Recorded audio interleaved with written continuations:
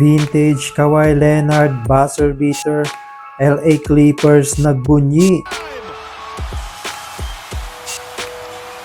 Naging masalimuot ang karera ni Daklo this season mga repa dahil sa kanyang injury at hindi nga siya napaglaro sa first 34 games ng koponan.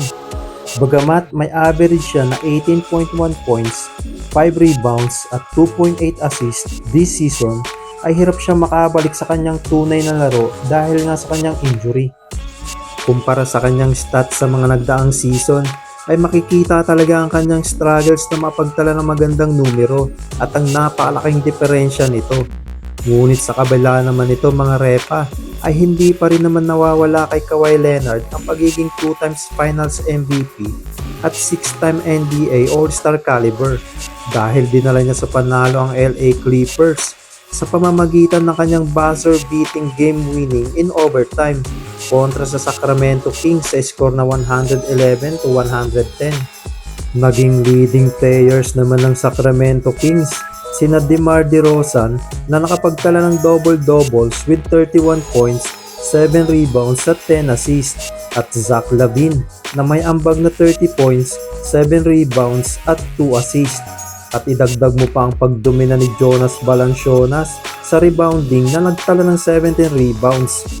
Ito sana magdadala sa kanila sa panalo kung hindi lang naipasok ang buzzer beater ni Daklo sa huling 12.1 seconds na play dahil lamang na sila ng isang puntos.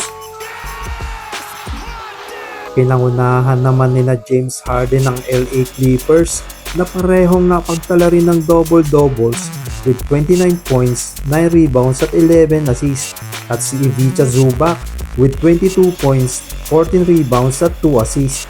Nakapag-ambag din ng 17 puntos si Derrick Jones Jr.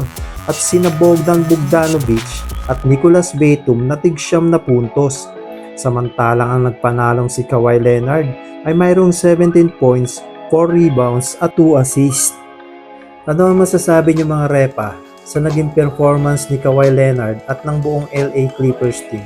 Kakayanin ba nilang mapaangat pa ang kupunan upang makasecure ng magandang pwesto sa NBA playoffs?